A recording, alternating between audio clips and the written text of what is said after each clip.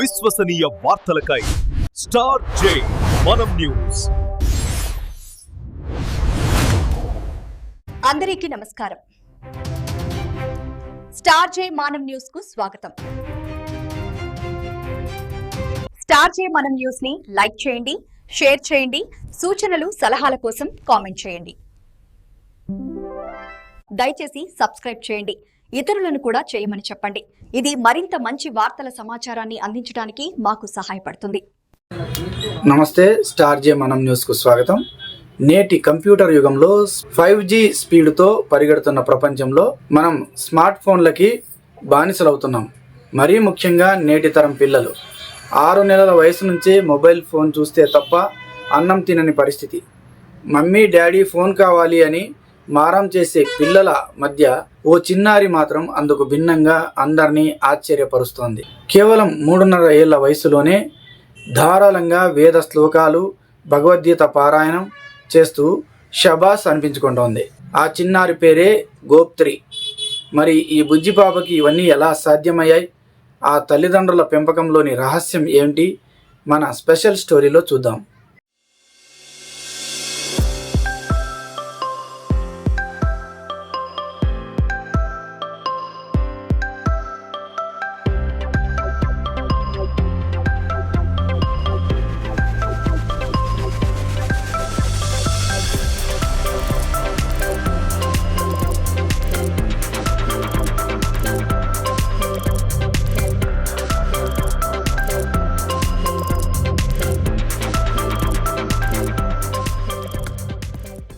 బెంగళూరులో నివసించే ఈ చిన్నారి పేరు గోప్త్రి.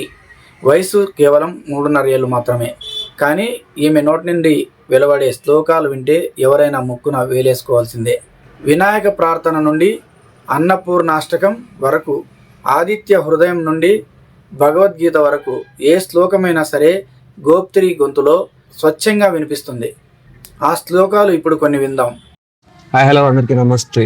ఉరుకులు పరుగులతో నేటి కంప్యూటర్ కాలంతో పాటు 5th జనరేషన్ అంటూ పరిగెడుతున్న కాలంలో చిన్న మొబైల్ ఫోన్తో నుంచి పెద్ద మొబైల్లోకి ఎదిగిన మనం నేటి కాలంలో కేవలం 6 నెలల నుంచి సంవత్సరం పిల్లలు మొబైల్ ఫోన్ తీసుకుని ఇలా అంటూ ఫోన్ చేయడం తప్ప చూస్తూనే ఉన్నాం. కానీ ఈ నేటి కాలంలో 3.5 సంవత్సరం వయసు ఉన్న గోప్త్రి అనే ఒక చిన్న పాప భగవద్గీత శ్లోకాలు ఎంత చక్కగా చెప్తుందంటే అది కనివిని ఈరోజు రీతిలో ఉంది. ఆ తల్లిదండ్రులు ఏ విధంగా పెంచారు, దేవుని మీద, సనాతన ధర్మం గురించి ఆ చిన్నారి చెప్పే శ్లోకాలు మీకోసం ప్రయత్నం చేస్తున్నాం.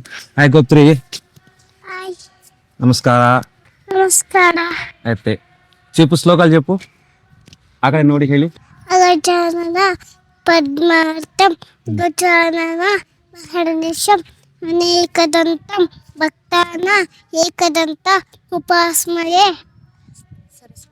సరస్వతి నమస్తుభ్యం వరదే కామరూపిణి విద్యారంభం కరిష్యామి సిద్ధిర్భవతు మే సదా జ్ఞానానందం మయం దేవం నిర్మల స్ఫటికాకృతిం ఆధారం సర్వ విద్యాన హరగ్రీవ ముపాస్మయే శ్రీరామ రామ రామైతి రమే రామే మనోరమే సహస్రనామ తత్తుల్యం రామనామవరాననే ఆపదామపార్తారం దాతారం సర్వసంపదం లోకవిరామం శ్రీరామం భూయో భూయో నమామ్యహం త్రయంబకం నచామయే సుగంధిం పుష్టివర్ధనం వడారికమి భవంతనాథ్ మృత్యో ముక్షి యమామృతాత్ వనమాలి గజేశాంగి శంకి చక్రీ చ నందకి శ్రీమన్ నారాయణో విష్ణు వాసుదేవో అభిదక్షత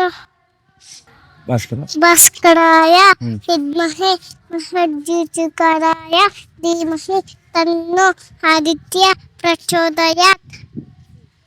యత్ర యత్ర రఘునాథ కీర్తనం తత్ర తత్ర కృతమస్తకాంజలి పార్శ్వవాడి పరిపూర్ణలోచనం మారుతిం నమత రాక్షసాంతకం అన్నపూర్ణే సదాపూర్ణే శంకర ప్రాణవల్లభే నాన వైరాగ్య సిద్ధ్యర్థం భిక్షాందే నీచ పార్వతే అన్నం పరబ్రహ్మ స్వరూపం. చూశారుగా ఈ చిన్నారి ప్రతిభ చూస్తుంటే ఆశ్చర్యం కలగక మానదు. ఇంత చిన్న వయసులో గోప్త్రికి ఇవన్నీ ఎలా వచ్చాయో ఆమె తల్లిని అడిగి తెలుసుకుందాం. ఓకే, చూసారు కదండి, చిన్నారి చిన్న బుడి అడుగులు వేసేది కాకుండా ఎంత నీట్గా శ్లోకాలు భగవద్గీత సంబంధించిన ఎన్నో సనాతన ధర్మం గురించి ఎంత నీట్గా వివరించిందంటే ప్రతి ఒక్క మొబైల్ ఫోన్ ఇస్తే తప్ప భోజనం చేయము, మొబైల్ ఫోన్ ఇస్తే తప్ప పడుకోమనే కాలం జరుగుతుంది. ప్రజెంట్ ప్రతి ఒక్కరు చూస్తున్నారు. ఇటువంటి జనరేషన్ లో ఈ పాపను పెంచిన తల్లిదండ్రులు తన తల్లిదండ్రులతో తన తల్లి మన దగ్గరే ఉంది మాట ఆమె కలిగ తెలుసు.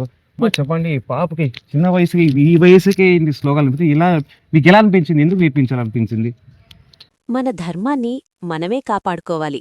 అందుకే నేను పాప పుట్టిన తర్వాత కాదు, ఆమె నా కడుపులో ఉన్నప్పుడే నేర్పించడం మొదలుపెట్టాను. గర్భంలో ఉన్నప్పుడు 5వ నెల నుండే పిల్లలకు వినికిడి శక్తి పెరుగుతుందని అంటారు. అందుకే గర్భంలో ఉన్నప్పుడే లలితా సహస్రనామం, చిన్న చిన్న కథలు, పురాణాల గురించి చెప్పేదాన్ని, తనతో మాట్లాడేదాన్ని. అందుకే ఆమెకు వాటిమీద ఆసక్తి కలిగింది. మేమెప్పుడూ తనను ఒక దగ్గర కూర్చోబెట్టి బలవంతంగా నేర్పించలేదు. వాళ్ల నాన్న ఇంట్లో సంధ్యావందనం చేస్తుంటే చూసి తను కూడా అలవాటు చేసుకుంది. మంచి జ్ఞానాన్నివ్వాలన్నదే మా ఉద్దేశం. ఎందుకంటే మనిషికి జ్ఞానం ఉంటే ఎక్కడికి వెళ్ళినా బ్రతకగలుగుతారు. ఆస్తిపాస్తులు ముఖ్యం కాదు, సరైన జ్ఞానాన్ని, సంస్కారాన్ని ఇవ్వడమే మా లక్ష్యం. మేమింట్లో మంచి విషయాల గురించి మాట్లాడితే ಪಾಪ ಕೂಡ ಅದೇ ನೇರ್ಚ್ಕೊಂటుంది. ನಮ್ಮ ಧರ್ಮನ ನಾವೇ ಕಾಪಾಡಬೇಕು. ಹಾಗಾಗಿ ನಾನು ಅವಳಿಗೆ ಅವಳು ಹುಟ್ಟಿದ ಮೇಲಲ್ಲ, ಅವಳು ನನ್ನ ಹೊಟ್ಟೆಯಲ್ಲಿ ಇದ್ದಾಗಲೇ ನಾನು ಅವಳಿಗೆ ಹೇಳ್ಕೊಡಕ್ ಶುರು ಮಾಡಿದ್ದೆ. ಹೇಳ್ತಾರೆ 5ನೇ ತಿಂಗಳಲ್ಲಿ ಇರ್ಬೇಕಾದ್ರೇನೆ ಮಕ್ಕಳಿಗೆ ಕಿವಿ ಬೆಳವಣಿಗೆ ಆಗುತ್ತೆ ಅಂತ. ಹಾಗಾಗಿ ಅವಳು ಹೊಟ್ಟೆನಲ್ಲಿ ಇರ್ಬೇಕಾದ್ರೇನೆ ನಾನು ಅವಳಿಗೆ ಎಲ್ಲ ಲಲಿತಾ ಸಹಸ್ರನಾಮ ಆಗಿರ್ಬೋದು, ಸಣ್ಣ ಪುಟ್ಟ ಕಥೆಗಳಾಗಿರ್ಬೋದು, ಪುರಾಣಗಳ ಬಗ್ಗೆ ಇದನ್ನೆಲ್ಲ ನಾನು ಅವಳ ಹತ್ರ ಹೇಳ್ತಾ ಇದ್ದೆ, ಮಾತಾಡ್ತಾ ಇದ್ದೆ. ಹಾಗಾಗಿ ಅವಳಿಗೂ ಅದ್ರ ಬಗ್ಗೆ ಆಸಕ್ತಿ ಇದೆ. ನಾವು ಯಾವತ್ತೂ ಅವಳಿಗೆ ಒಂದ್ ಕಡೆ ಕೂತ್ಕೊಂಡು ಶ್ಲೋಕ ಹೇಳು ಅಂತ ಹೇಳ್ಕೊಟ್ಟಿಲ್ಲ. ನಾವು ಹೇಳೋದನ್ನ ಅವಳು ಕೂಡ ಅಭ್ಯಾಸ ಮಾಡ್ಕೊಂಡು ಹೇಳ್ತಾ ಇದ್ದಾಳೆ. ವಿಷಯ ಅಲ್ಲ, ಯಾಕಂದ್ರೆ ಇಷ್ಟು ಚಿಕ್ಕ ವಯಸ್ಸು ಎಲ್ಲ ಕಲ್ತ್ಕೋಬೇಕಂತ ಅಷ್ಟು ವಿಷಯ ಸಮ ಇಲ್ಲ. ಯಾಕಂದ್ರೆ ಈ ಕಾಲದಲ್ಲಿ ಚಿಕ್ಕ ಹುಡುಗ ಮಮ್ಮಿ ಡ್ಯಾಡಿ ಅಂತ ಕರಿತಾ ಇದ್ದಾರೆ, ಮಮ್ಮಿ ಡ್ಯಾಡಿ ಮೊಬೈಲ್ ಬೇಕು ಅಂತ ಇದ್ದಾರೆ, ನಾನು ಮೊಬೈಲ್ ಕೊಟ್ಟಿದ್ರೆ ನಾನು ಊಟ ಮಾಡ್ತೀನಿ, ಮೊಬೈಲ್ ಕೊಟ್ಟಿದ್ರೆ ನಾನು ಮಲ್ಕೊಂತೀನಿ ಅಂತ ಹೇಳ್ತಾರೆ. ಇದಕ್ಕೆ ಭಿನ್ನವಾಗಿ, ಇದಕ್ಕೆ ಡೈವರ್ಷನ್ ಆಗಿ ನಿಮ್ಮ ಹುಡುಗಿನ ತಯಾರು ಮಾಡ್ಬಿಟ್ಟಿದ್ದಾರೆ. ಚೆನ್ನಾಗಿದ್ದಾರೆ ಅಂದ್ರೆ ನಿಮ್ಮ ಲಕ್ಷ್ಯ ಏನಮ್ಮ? ಅವ್ರಿಗೆ ಭವಿಷ್ಯ ಏನ್ ಕೊಡ್ಬೇಕಂತ ಹೇಳ್ತಾ ಇದ್ರು? ಒಳ್ಳೆ ಜ್ಞಾನ ಕೊಡ್ಬೇಕು ಅಂತ. ಯಾಕಂದ್ರೆ ಜ್ಞಾನ ಇದ್ರೆ ಯಾವ ವ್ಯಕ್ತಿ ಎಲ್ಲಿ ಹೋದ್ರು ಬದುಕ್ತಾರೆ ಅಂತ ಹೇಳ್ತಾರೆ.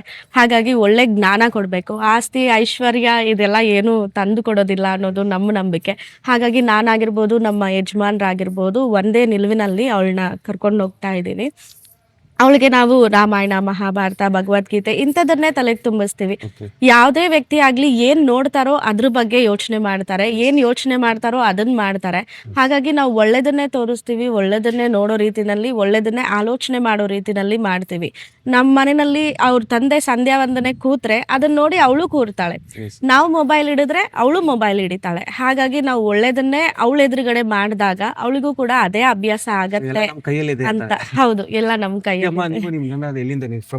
ಎಲ್ಲಿಂದ ಬಂದಿರೋದು? ಎಲ್ಲಿ ನಿವಾಸಿರೋದು? ನಾವಿರೋದು ಬೆಂಗಳೂರಲ್ಲಿ. ನಮ್ಮ ಮನೆಯವ್ರ ಪುರೋಹಿತರು. ನಂದು M.Com ಆಗಿದೆ. ಮತ್ತೆ ನನ್ಗೆ ಇದ್ರ ಬಗ್ಗೆನೇ ಆಸಕ್ತಿ ಜಾಸ್ತಿ. ಭಗವದ್ಗೀತೆ, ರಾಮಾಯಣ, ಮಹಾಭಾರತ ಜಾಸ್ತಿ. ಇಲ್ಲ, ಮೊದಲು ನಾನು ಒಬ್ಬ ಟೀಚರ್ ಆಗಿ ಒಂದು ಸಂಸ್ಥೆನಲ್ಲಿ ವರ್ಕ್ ಮಾಡ್ತಾ ಇದ್ದೆ. ಈಗ ನನ್ನ ಮಗಳು ಪುಟ್ಟವಳಾಗಿರೋದ್ರಿಂದ ಮನೆಯಲ್ಲೇ ಇದನ್ನೆಲ್ಲ ಹೇಳ್ಕೊಡ್ತಾ ನಾನು ಅವಳ ಜೊತೆನಲ್ಲೇ ಇದ್ದೇನೆ. ಹಾಲು ಉಡಿಬೇಕಂದ್ರೇನು ಮೊಬೈಲ್ ಬೇಕಾಗತ್ತೆ.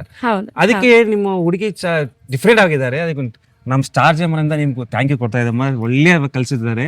ఓకే, చూసారు కదండి ఆమె తల్లిది ఏం చెప్తుందంటే తన కూతురు కడుపులో ఉన్నప్పటి నుండి భగవద్గీత కావచ్చు, శ్లోకాలు కావచ్చు, సనాతన ధర్మం గురించి కావచ్చు తను అభ్యాసం చేయాలని 5వ నెల, తనకు 5వ నెల వచ్చినప్పుడు 5వ నెల నుండి కడుపులో ఉండే శిశువు చెవులు పని చేస్తాయి. మనం ఏం చెప్తాము, ఏం మాట్లాడతాము, ఏం చెప్తాము, ఆ పదాలు తన కడుపులో ఉన్న ఏ తల్లికైనా సరే కడుపులో ఉన్న 5వ నెల దాటిన తర్వాత ఆ శిశువుకి ఆమె మాతమ్మ చెప్తుంది. ఆమె M.Com చేసింది, ఆమె భర్త పురోహితుడిగా పనిచేస్తున్నారు. ఇలాంటి తల్లిదండ్రులు ప్రతి ఒక్కరిని ఆదర్శంగా తీసుకుని తమ పిల్లల్ని కూడా ఇలా చదివించి సనాతన ధర్మంతో పాటు వాళ్ళకు ముఖ్యంగా సనాతన ధర్మం సంబంధించినవి చిన్నప్పటి నుంచి వాళ్ళు అవలంబించేలా చేయాలని చెప్పేసి మా స్టార్ జే మనం కోరుకుంటుంది.